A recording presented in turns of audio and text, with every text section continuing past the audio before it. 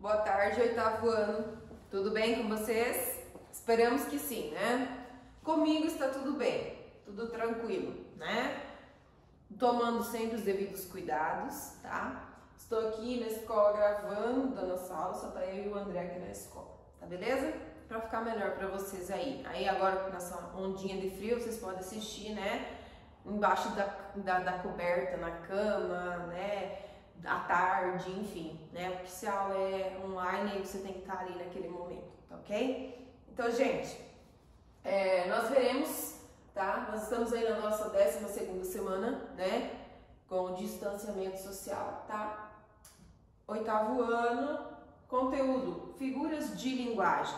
Provavelmente vocês já ouviram falar muito sobre as figuras de linguagem desde o 6º ano, tá, gente? Lá em português. Né? O que são as figuras de linguagem, tá? Então elas são palavras que nós utilizamos, né, como forma de um tipo de comparação, tá? Um tipo de personificação, lá no meu texto, né? Um paradoxo, né?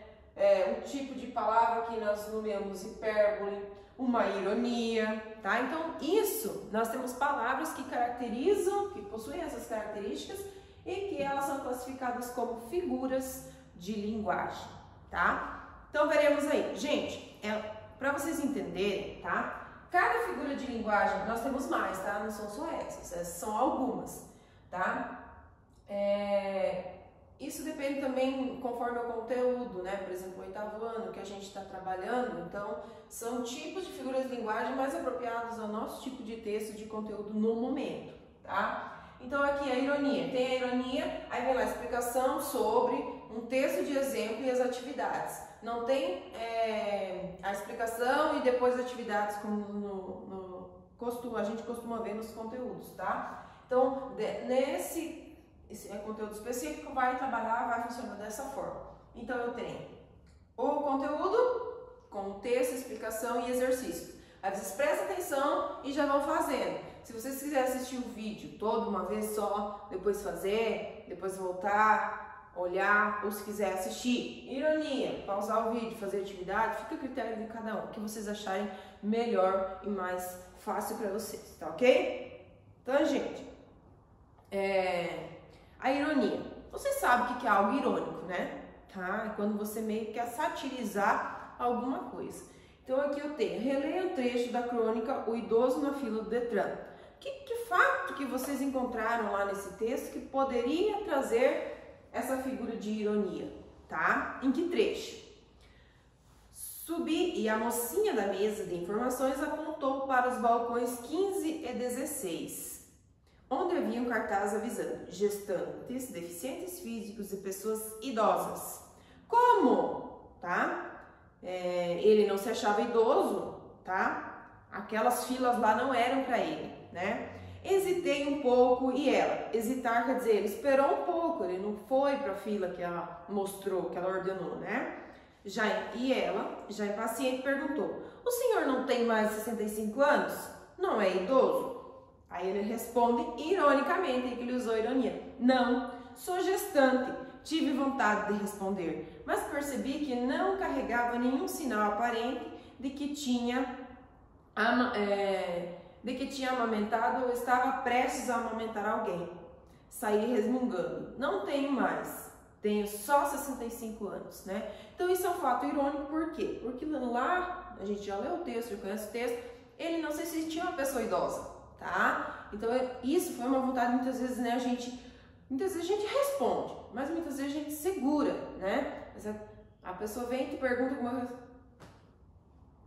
Muitas vezes o professor tem vontade de responder, né? Tá aqui no quadro: professora, é para copiar? Não. Tira uma foto? Não. Tira, sei lá, né? Leva o quadro para casa, tá? Que muitas vezes os professores falam, claro que se tá aqui é para você visualizar, para você anotar, entendeu? Então, assim, o mesmo fato que acontece aqui, né? Então, isso são fatos irônicos, são utilizados, né, de forma irônica, tá? Aí, sobre isso, vocês têm aí o exercício A e B, tá?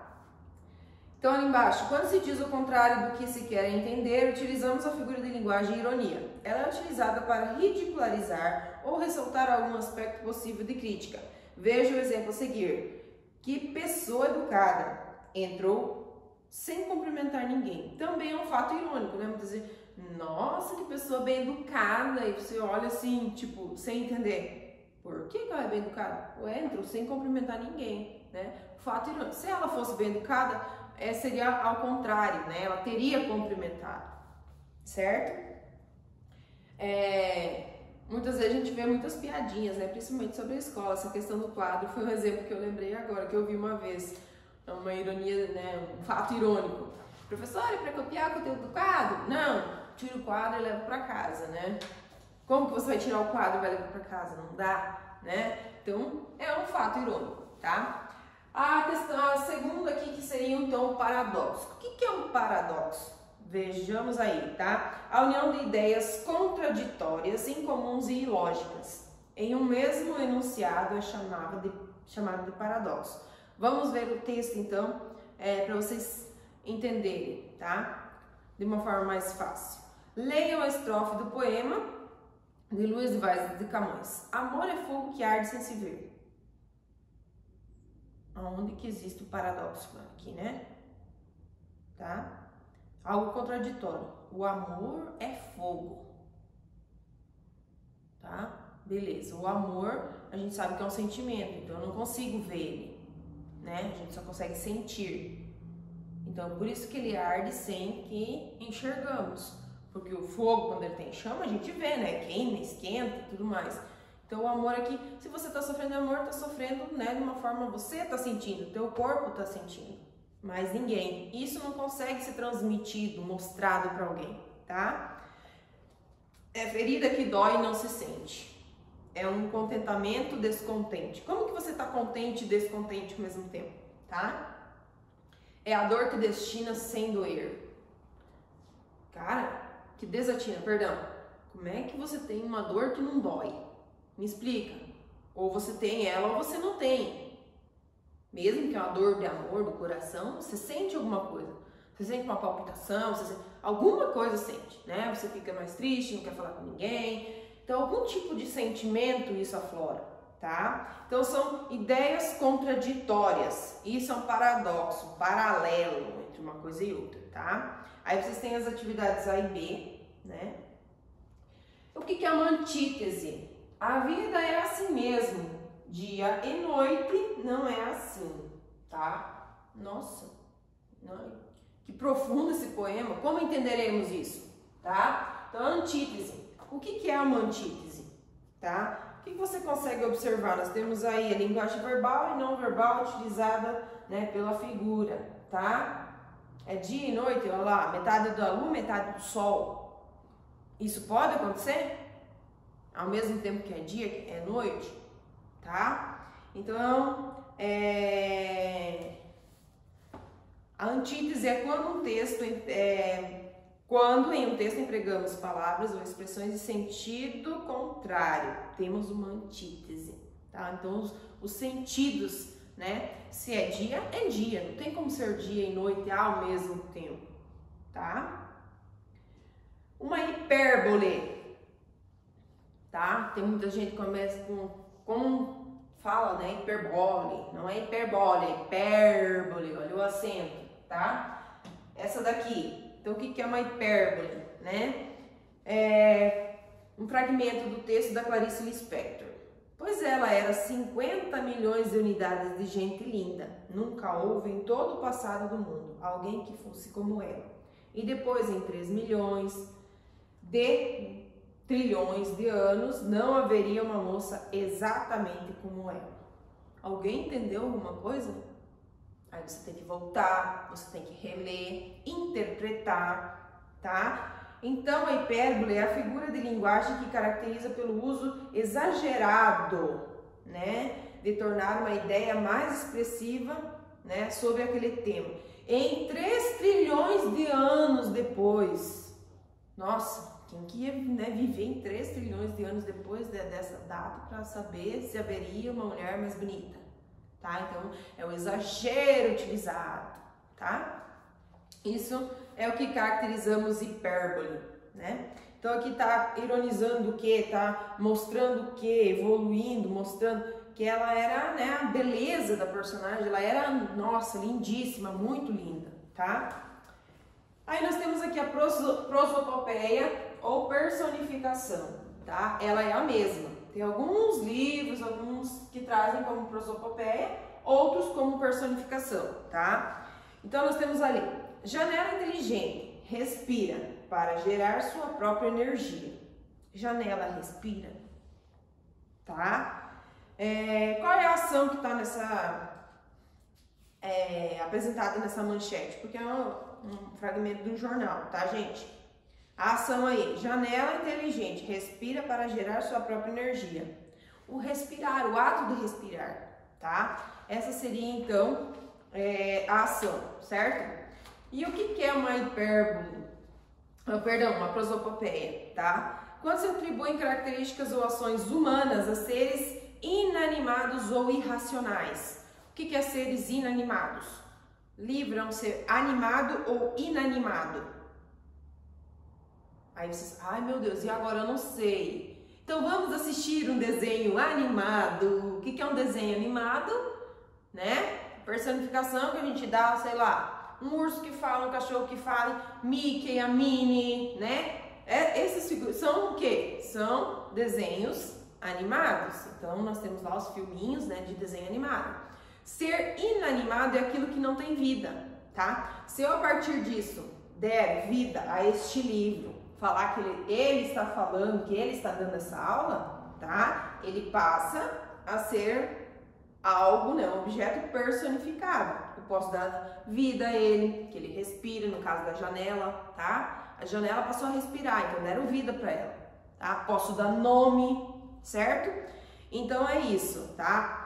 Tudo aquilo que eu atribuo, que eu dou, geralmente as fábulas, tá, gente? As fábulas são um tipo de texto que nós temos bastante a utilização da prosopopeia e da personificação, que é tudo aquilo, porque eles têm vida, né? Os animais, tá? Que aparecem nas fábulas.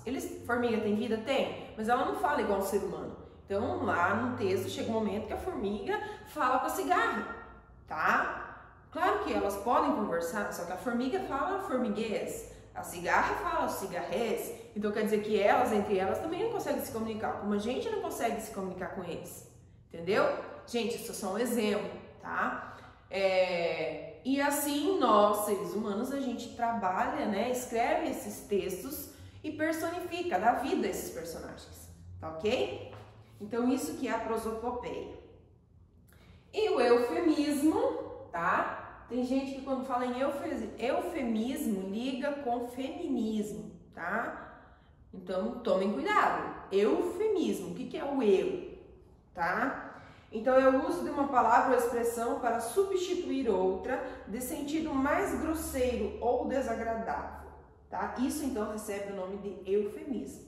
Chicó, tá? Gente, isso aqui é um texto de Ariano Suassuna, né? Do Alto da Compadecida, não sei se alguém já assistiu, né? Ele tem um filme aí brasileiro, bem engraçado, bem humorístico, tá? Então, o Chicó é um dos personagens. E ele diz o seguinte: cumpriu sua sentença e encontrou-se com um único mal irremediável, aquilo que é a marca do nosso estranho destino sobre a terra, aquele fato sem explicação, que iguala tudo que é vivo, num só rebanho de condenados, tá? Então, onde que apareceu o eufemismo aqui, gente? Né? O único mal irremediável. Gente, o mal tem remédio? Remédio específico, por exemplo, um comprimido que você toma, a pessoa que é malvada, ela deixa de ser malvada e ela passa a ser boazinha, entendeu? Tem um remédio para isso? Não, porque isso são ações psicológicas, são ações, né, neurológicas da nossa cabeça, tá? Então, eu aqui, a gente que faz a nossa opção, né, do eu ser dessa forma ou dessa forma, do ser bom ou do ser ruim, tá? Do ser ladrão e do ser uma pessoa honesta. Então, a gente que toma essas determinadas atitudes na nossa vida, certo, gente? Então, ali, o único mal que, no caso, não teria remédio, né? O que fala ali, a sentença que o Chicó levou, porque aí ele ia ser morto, né? E aí ele vai lá, ele vê Nossa Senhora lá, que é o que fala no alto da, por isso o Alto da Compadecida, né? Que aparece lá uma mulher, que é a Fernanda Montenegro, vestida como se fosse, né? A Nossa Senhora, tá? E ele conversa com o anjo, ele conversa com, né? O capeta. Então assim, ele em determinados momentos ele vai pro céu, ele volta, ele vê a vida do outro lado, tá? Então tudo isso, gente, são recursos que nós utilizamos nos nossos textos, tá? Para chamar a atenção, para criar essa motivação, né? De vontade. Aqui no caso, o que ele transmite, o que ele produz, tá? Não é crítica, como que diz? O humor, tá? Traz o lado humorístico, certo? E aí vocês têm os exercícios A, B e C para resolver então sobre isso, tá? Virando a página, lá na página 105, vocês têm também mais algumas atividades, né, que estão mais soltas, e aí você vai ter que saber especificamente o tipo de linguagem que foi empregado aí, né, tipo de figura de linguagem, tá? Aí tem o exercício 7, A, B, C e D, a letra D é resposta pessoal, tá? E aí vocês têm também a número 8, tá? A e B, ok? Gente, acho que aqui lendo os exercícios estão claros, tá? Qualquer dúvida vocês podem estar chamando lá no grupo, que a prof responde para vocês, tá? Se tenha ficado alguma dúvida sobre alguma dessas figuras de linguagem, tá? Prof, eu não entendi o que é um paradoxo. Prof, eu não entendi. Pode perguntar lá no grupo que eu respondo, tá? Principalmente na hora de vocês realizarem as atividades, tá ok? 8º ano, até a nossa próxima aula, tá? Continuem se cuidando, né? E beijo para todo mundo.